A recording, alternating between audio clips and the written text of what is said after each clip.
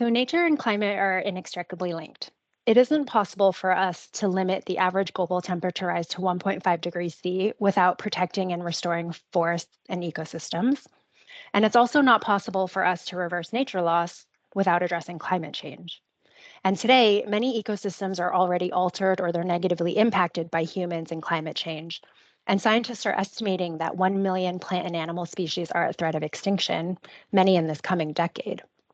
So our lives and our health really depend on stable natural ecosystems and the services they provide. And in fact, the World Economic Forum considers biodiversity loss to be the third most severe threat that humanity faces. So nature and climate are a dual crisis that we must address today.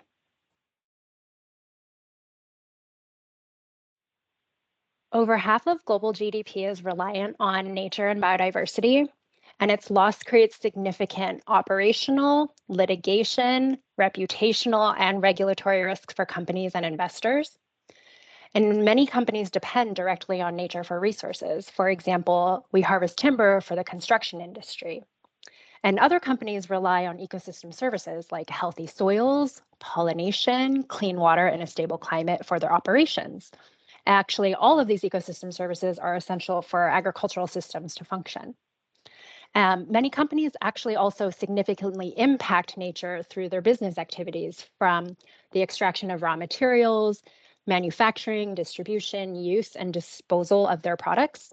And the European Union is recognizing the material risk of nature loss as well. So they are developing regulations that will require companies that are selling or operating within the region to report on how they are impacting climate and nature. And as you can see from these risks and from the evolving regulatory landscape, it is essential for companies to identify and disclose their nature risk and to take steps to minimize their impacts.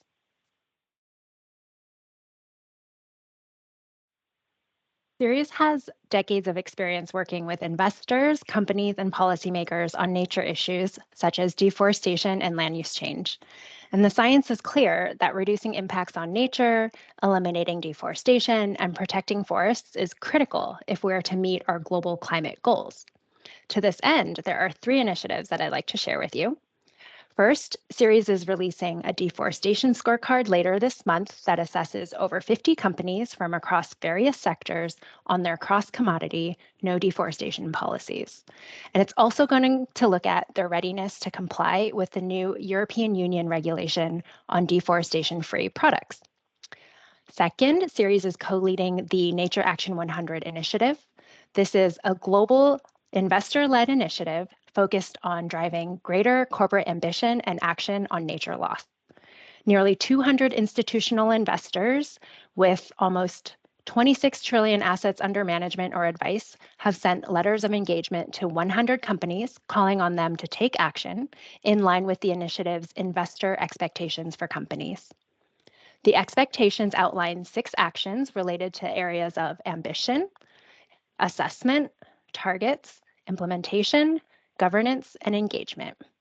At the moment, Nature Action 100 is developing a benchmark which will assess the progress of the 100 companies towards achieving those investor expectations.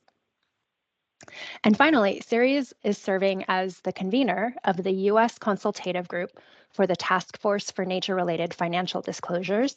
This was just announced at New York Climate Week 2023. The TNFD recommendations aim to guide companies as they disclose and act on nature risk and integrate nature into their decision making. And through this rule, Ceres is going to help investors and companies come up to speed to improve disclosures to achieve the best outcomes for nature and the economy.